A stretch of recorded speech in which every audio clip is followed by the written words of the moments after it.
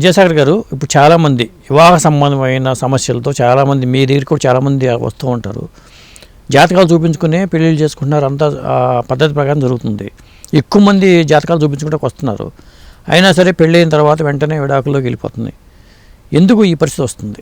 అంటే మీరు అడిగింది జాతక పరంగానా? జాతక పరంగా ఇప్పుడు కంపాటబిలిటీ చూసుకుంటున్నారు, పెళ్లి చేసుకుంటున్నారు, అంత బాగుందమ్మా అంటున్నారు. ఆ జ్యోతిషికి చెడ్డ పేరు వస్తుంది దీనివల్ల. ఇదే మనం జాతకానికి వచ్చినప్పుడు వధూవరుల జన్మ విషయాలు మన దగ్గరకు వచ్చినప్పుడు జనరల్గా అందరూ చూస్తున్నది ఏంటంటే ఆ గుణాల పట్టిక. ఆ పట్టికలో వచ్చింది చూసుకోవటం, యాప్లో పెట్టుకోవటం, యాప్లో ఇద్దరిది ఫీడ్ చేయటం. ఫీడ్ చేసిన తర్వాత ఆ ఇద్దరు ఎన్ని గుణాలు వస్తాయి, 18 ఓకే పాయింట్, మీడియం పాయింట్. ఆ మీడియం పాయింట్ దాటితే ఓకే దిస్ ఈజ్ గుడ్ అనేది చెప్పటం వలన దాని అనాలిసిస్ కంప్లీట్ అవ్వదు. దానివల్ల అట్లా వెళ్ళిపోతాయి. కొంతమంది అంటే ఇప్పుడు జాతకం తెలిసిన వాళ్ళు అట్లీస్ట్ కొంతమంది ఆ గుణాల వరకు వెళ్తారు. కొంతమంది నక్షత్రం ఒకటే చూస్తారు. నక్షత్రాలు చూసి ఇద్దరికి పొంతన కుదిరిందా లేదా, తారాబలం ఉంటుందా లేదా, ఆ రెండు చూసుకొని చెప్పేవాళ్ళు ఉన్నారు. ఇప్పుడు ఏముంది, గుళ్ళ దగ్గరికి వెళ్తారు, పూజారిని అడుగుతారు, అయ్యా నాకు మా అబ్బాయికి పెళ్లి కుదురుతోంది, సంబంధం వచ్చింది, అమ్మాయి నక్షత్రం ఇది, నా నక్షత్రం ఇది, మా అబ్బాయి నక్షత్రం ఇది, ఇద్దరిది చూసి చెప్పంటే తారాబలం చూస్తే అంతకంటే ఆయన దగ్గర ఇంకా సాధన ఏమి ఉండదు. బాగానే ఉంది చేసుకోండి అంటారు. అది ఓన్లీ ప్రిలిమినరీ, అది వన్ టైం ఫ్యాక్టర్. లేకపోతే ఇంకా కొద్దిగా తెలిసిన వాళ్ళు ఈ గుణాల వారి దగ్గరకు వచ్చి ఆగిపోతుంది. కానీ అసలు విషయం మనం జాతకం చూడాలి. ఇప్పుడు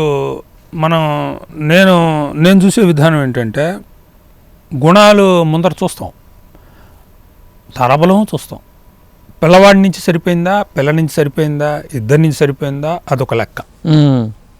ఇద్దరి నుంచి సరిపోతే ఉత్తమం, లేకపోతే ఒకరి నుంచి సరిపోతే అదొకటి.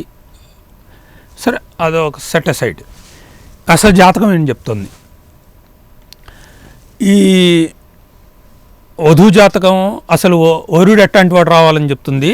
వధువుకి అదే వరుడికి వధువు ఎలా అంటే ఆ జాతకం ఏం చెప్తుంది? ఫస్ట్ ఇండిపెండెంట్ ఆఫ్ ఇట్ అదేం చెప్తుంది, అదొక లెక్క. ఇప్పుడు అసలు జాతకాల్లో ఇప్పుడు మనకు తెలిసిన వాళ్ళు ఒక పార్టీ మనకు తెలిసిన వాళ్ళది అయితే మనకు తెలిసి ఉంటుంది ఒక జాతకం. అప్పుడు మనకు ఒక పార్టీలో ఎటువంటి వాళ్ళు ఆపోజిట్ జెండర్ ఎవరు రావాలనేది మనకు తెలిసి ఉంటుంది, అదొకటి. లేదు ఇద్దరు తెలియని వాళ్ళు వచ్చినా కానీ ఇబ్బంది చూస్తాం. చూసినప్పుడు ముందు అసలు లగ్నాధిపతి, ద్వితీయాధిపతి, సప్తమాధిపతి, అష్టమాధిపతి, ద్వాదశాధిపతి, వీళ్ళు అసలు ఎక్కడున్నారు, ఈ స్థానాలు ఎలా ఉన్నాయి? ఫస్ట్ ఆఫ్ ఆల్ 2 కుటుంబ స్థానం, ఫస్ట్ లగ్నం బలం ఎంత ఉంది, లగ్నాధిపతి ఎక్కడున్నాడు, నెక్స్ట్ కుటుంబ స్థానం ఎంత బలంగా ఉంది, అధిపతి ఎక్కడున్నాడు, నెక్స్ట్ సెవెంత్ స్థానం ఎక్కడుంది, అధిపతి ఎక్కడున్నాడు, అదెంత బలంగా ఉంది, అష్టమం మాంగళ్యం ఆయుర్దాయం అది ఎట్లా ఉంది, ప్లస్ అది ఆపోజిట్ జెండర్ యొక్క కుటుంబ స్థానం. సో ఆ స్థానం ఎట్లా ఉంది, అక్కడ ఏమైనా దోషాలు ఉన్నాయా, ఓకే, అంటే వచ్చే కుటుంబం ఎటువంటిది అనేది అక్కడ జడ్జి అవుతుంది కొద్దిగా. అవును, అదే అంత ఉంది. ఆ తర్వాత 12th సుఖస్థానం. సుఖస్థానం 4th, కానీ మ్యారేజ్కి వచ్చేసరికి 12th శయనస్థానం. అవును. సో దాంపత్యంగా ఎలా ఉండాలి అనేది ఇక్కడ తెలుస్తుంటుంది. సో 12th హౌస్ అంటే ఇందాక మనం చెప్పుకున్నాం, నాడీలో ఒక స్థానానికి ద్వితీయం 12th. అవును, ఇక్కడ పర్ఫెక్ట్ వర్క్ అవుతుంది. ఓకే. సో ఏమన్నా పాపకర్తరీలు ఉన్నాయా, ఇవన్నీ చూసుకుంటాం. ద్విద్వాదశం అంటారు దాన్ని. ద్విద్వాదశత్వం అసలు పనికిరాదు జనరల్గా. అదేంటి 1-2కి, అదే 1-2కి అట్లా. ఇప్పుడు పైన ఇందులో ఒక వర్క్ అయ్యేదేంటి, ఏ స్థానాధిపతి దానికి అతను 12 ఉండకూడదు. ఓకే. ఏ స్థానాధిపతి ఆ స్థానాన్ని వదిలేసి 12కి రాకూడదు. వచ్చాడు అంటే అది దానికి తగ్గ వే ఉంటుంది. అంటే అది బలహీన పడ్డట్టు కింద లెక్కే. లగ్నాధిపతి 12 ఉన్నా, ఏ అధిపతి దానికి వెనకాల భావంలో ఉన్నా ఇక్కడ మెయిన్గా చూడాల్సింది సప్తమాధిపతి షష్ఠంలో ఉన్నాడా, ఓకే, లేదు షష్టాధిపతి సప్తమంలోకి వచ్చాడా. ఇది main important factor that Cs the existence of the marriage, the sustenance of the marriage. ఈ రెండు చూడటానికి ఈ 6th హౌస్ అనేది అక్కడ ఉపయోగపడుతుంది. ఓకే, 8th హౌస్ వలన పెద్ద ఇబ్బంది కాదు, కానీ 6th హౌస్ చేసే చెడు ఉందే అది ఎక్కువ ఇబ్బంది వస్తుంది.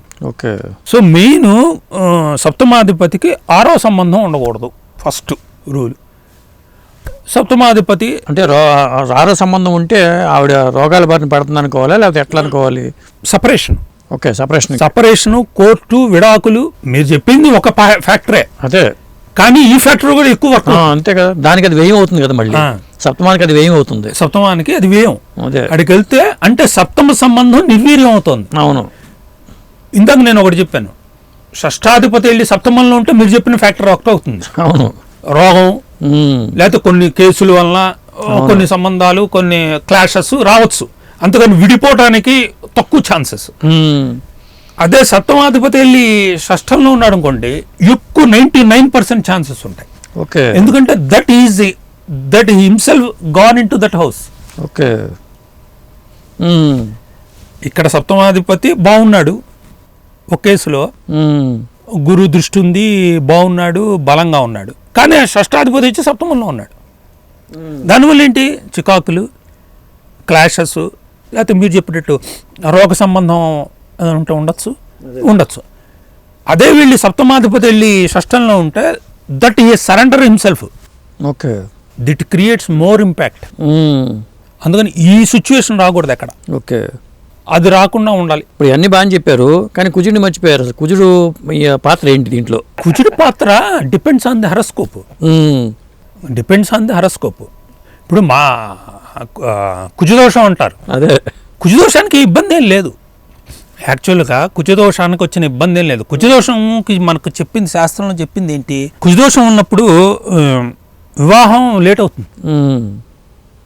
కుజదోషం ఏమి దాంపత్య భావాల్ని అది చెడుగా ఏం చెప్పలా, కుజదోషం ఉన్న వాళ్ళకి వివాహం లేట్ అవుతుంది అన్నారు. అందుకని కుజదోషం ఉన్న వాళ్ళకి, కుజదోషంతో ఉన్న వాళ్ళని పెట్టుకుంటే తొందరగా అవ్వచ్చు అనేది ఒక సిద్ధాంతం. అదే, ఒకసారి ఒక మనిషికి ఇప్పుడు సపోజ్ అది వరకు 18 ఏళ్ళకి, 17 ఏళ్ళకి, 19 ఏళ్ళకి, లేకపోతే ఇంకా ముందర, లేకపోతే 20 ఏళ్ళకి పెళ్లి చేసేవాళ్ళు. ఇప్పుడు 25 ఏళ్ల తర్వాత పెళ్లిళ్ళు చేస్తున్నారు. సో ఇప్పటి కాలమాన పరిస్థితుల్లో అది కరెక్ట్ కావచ్చు, కానీ పాతకాలంతో పోలిస్తే దిస్ ఈజ్ లేట్ మ్యారేజ్. అవును, అంతేగా. Once it he's crossed 25, 26, 28 at the last, okay, that కుజదోష effect will get minimized. No, there is no substance in it. అదే, we need not worry about కుజదోష. ఓకే, మనకు కుజదోషం గురించి మనకు బాధే లేదు, దాని గురించి అసలు వరి అక్కర్లేదు. దాన్ని ఇప్పుడు యూట్యూబ్లో దాన్ని ఏదో పెద్దగా చేసేసి దాన్ని అదంతా అనవసరం. అదే, అదంతా అనవసరం.